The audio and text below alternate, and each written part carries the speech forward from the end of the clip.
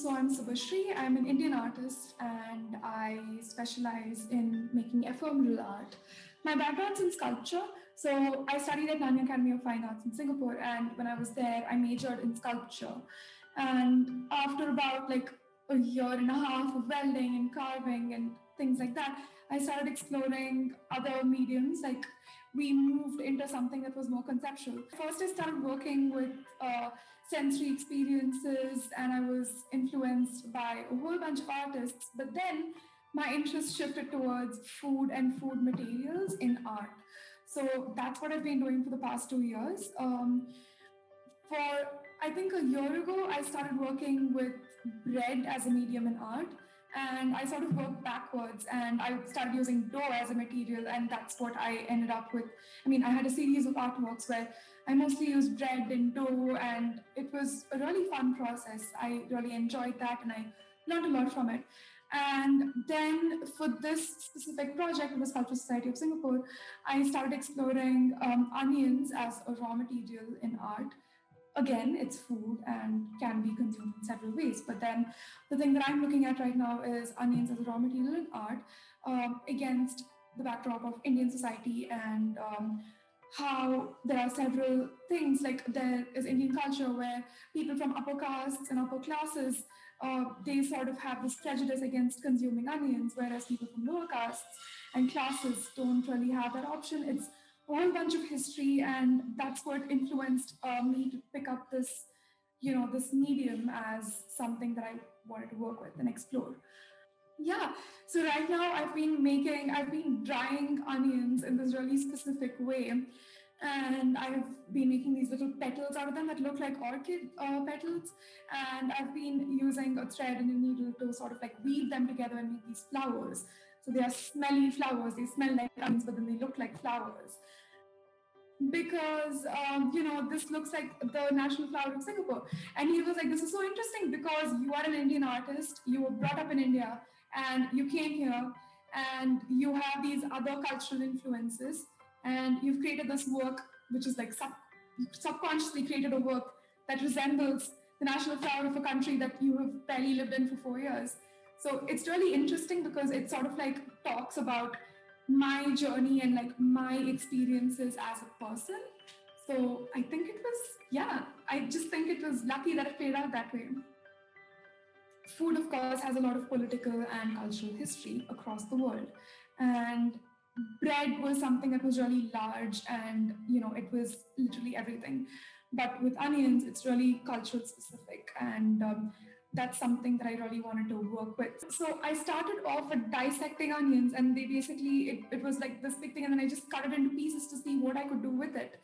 And then as I cut it up, I was like, okay, this is all, it started rotting away in a few days because of course it has all the water and juices and everything. Then I was wondering what I could do with it to preserve it. And that's when I literally sanded it down using a sandpaper. And then I was just basically left with this really thin thing that almost dried within like 3-4 days. And that's just something that as it kept drying, I realized that it looked like flower petals.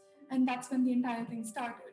I feel like the concept of it still gets across to the audience, even without them having to understand the history. And now it's not just flowers or not just onions, it's more than that. And in the context of food-based art, it is actually not a really new thing. So in the futurist movement, they used to have these futurist dinners and like these huge extravagant feasts. And Marinetti, who was a futurist artist, he's considered to be one of the pioneers of this entire movement. And he actually has this cookbook called the Futurist Cookbook, where he actually like talks about all these meals and creating the sensory experience. And, he used to force his audiences to smell one thing and taste another thing. And it was just really interesting. And I think he's one of the earliest examples of artists who used food specifically in this thing. I mean, of course, before that, they did use food as a subject in art. Like you have your Dutch painters, you have, these people who used art as like for still lifes and everything. But then when you talk about food and consumption and it being consumed as art, This is one of the earliest examples that I can think of right now. My audience are not really meant to eat my work, so they consume it as an artwork, but not as food. So earlier, when I did start exploring bread, it was meant to be consumed. So my first two works in the series were like literally consumed.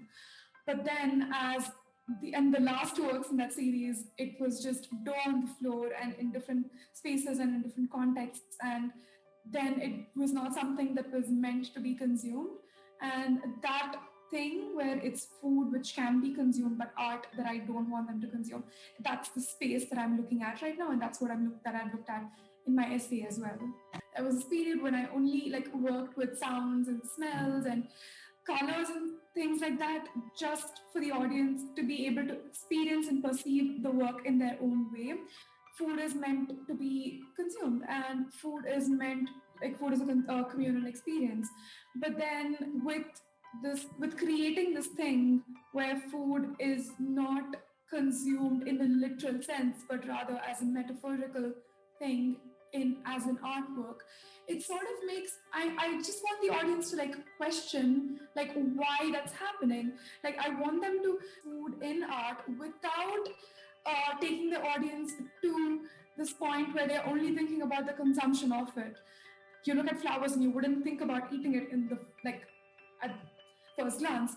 So that is something that is also another way. I'm just like, okay, cool. So I am using food right now. I know it's food. You will know if it's food if you keep looking at it and if you keep like reading about it. But then you don't know about it at first glance. So you experience it as an artwork and not as food. So that's what I'm looking at right now. Or like with the bread series where I just had dough, the dough would eventually like, so if I set it up on the first day, by the second day there would be like this thin layer of like the dough would have just hardened by the second day, so it wouldn't be the exact same experience as the first day. So when you step upon it on the second day, the top layer basically just cracks and your foot goes in, but then the inside layer is extra squishy because of the yeast. So the yeast has reacted with all the gluten and the air and everything, and it's become this really sticky thing. So the experience of it on the first day and the second day is totally different, and that's because of the process of it degrading and degrading and decomposing and basically like rotting away. He says that you have things that are raw and cooked. You have things that are cultured versus things that are grounded in nature. You have things that are edible versus inedible, things that are rotting versus fresh. So these binaries are basically things that are like this or that. So it's like black and white. In the case of food, it would be something that's edible or inedible, or something that is rotting versus fresh, cooked versus uncooked. So it is, while I was researching about this, I did figure out that we all like these binaries influence us every single day, whether we realize it or not. So I have actually been in terms of the current presentation as a video work, I feel like this is the best that I can do at the moment, but I would like to eventually present it as like an actual sculpture, which you could smell and see in real life. It's definitely really fun. Like, I don't think I would have explored onions if not for this project.